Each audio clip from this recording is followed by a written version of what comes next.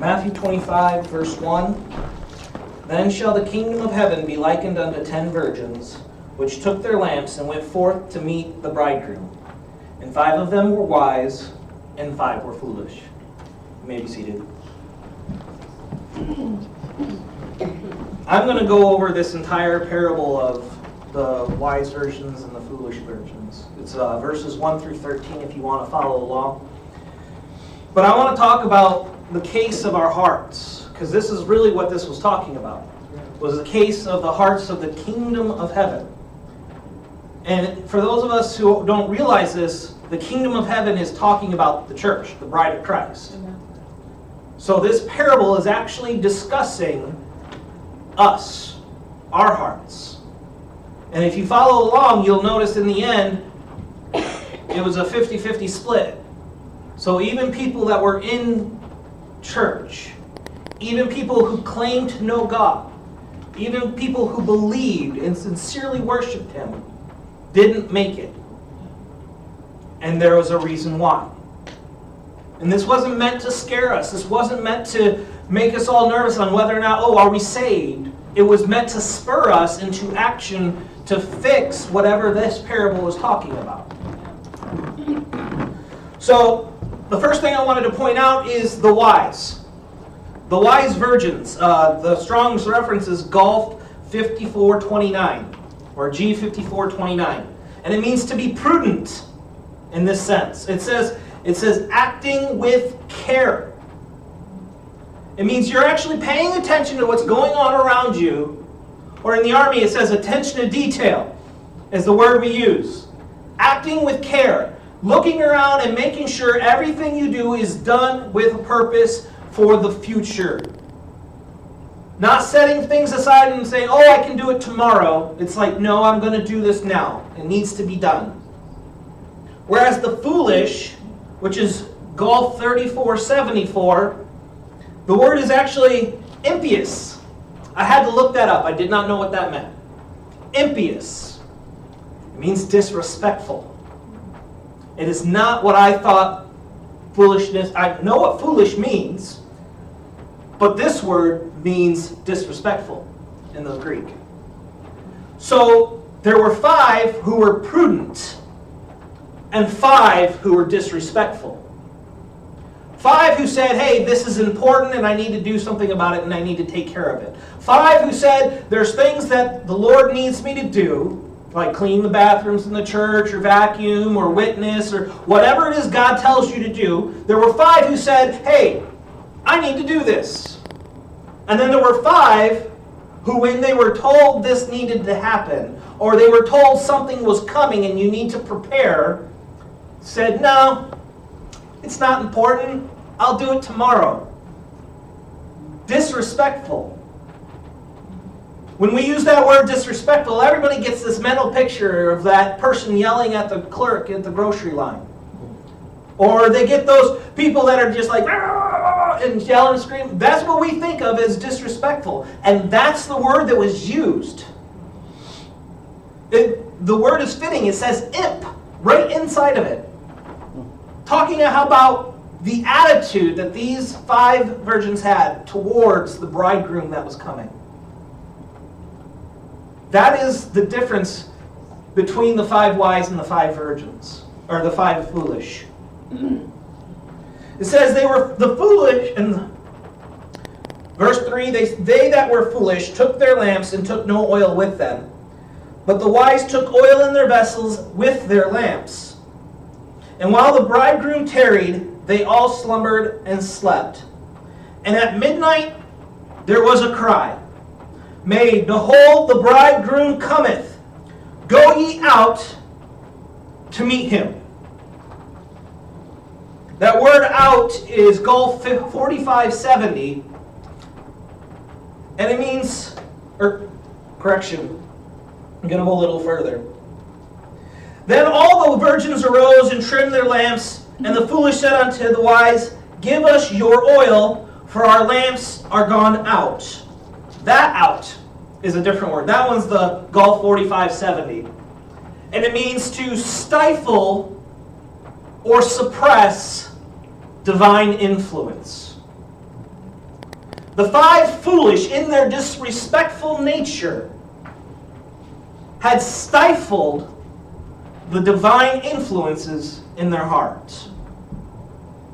They had stifled the outreach that others were giving towards them. And Brother Baxter talks about people who he's been witnessing to and who he's been talking to, and he spent years of mentoring them. And he talks about the difference between those that need to be fed baby food or milk and those that need to be fed meat. This is that situation. These foolish or disrespectful have put themselves in a position that they have stifled the divine influence on their heart. Recently I had done a study and I talked with Brother Ray about this. The actual biblical definition with the Greek word that was used for grace, all the way through the Old Testament, even in the Hebrew, was the divine influence upon the heart. This word that the foolish have described as saying, our lamps have gone out. We've lost our grace. We have stepped out of the grace of God. God will always love us. There is nothing that can separate us from the love of God. But our nature, if we refuse to control it and refuse to let God mold us and make us into a new creature, will push us to stepping out of His grace. And in this case, it will go out. We will lose that influence.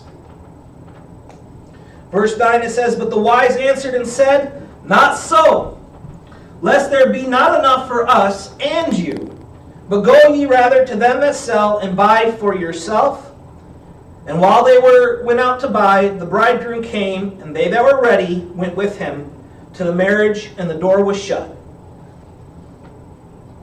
Afterward came also the other virgins, saying, Lord, Lord, open to us. But he answered and said, Verily I say unto you, I know you not. Watch therefore, for ye know neither the day nor the hour wherein the Son of Man cometh." That last verse, verse 13, where it says, "Watch therefore," that was, the previous verse ended the parable. That verse was Jesus giving the heads up to all those within earshot. And to all those for future generations that would have the opportunity to read this. He's telling us, watch yourself, watch what's going on, because that can happen to you. Don't let it happen. That word watch is Golf 11:27. And it says, "Take heed lest some destructive calamity overtake you." It's more than just looking. It requires action. It requires motion in your life to go into whatever it is that you are looking at and desiring more than seeing the face of God. And saying, I need to set this aside and go fill my lamp. I need to make sure my lamp does not go out. There's this old children's song, "Give me oil in my lamp, keep it burning." I've never really considered that song, a big doctrinal statement. But through studying this metaphor, studying this parable that the Lord gave, it means more to me even now. Because I don't want my lamp to go out. I don't want your lamp to go out, brothers and sisters. I want our light to shine. And if we step out of the grace of God and we stifle His influence in our lives, our light will not shine. And others will not see Him. And in the end, that is our main goal, is to share the light of God to those around us. That is our hope and our dream and our desire, is that we should have the same mentality that Jesus had, that none should perish. Amen. And if our lamp goes out, If our grace is removed from our lives, if God's grace is removed from our lives, then we will not be able to share His word.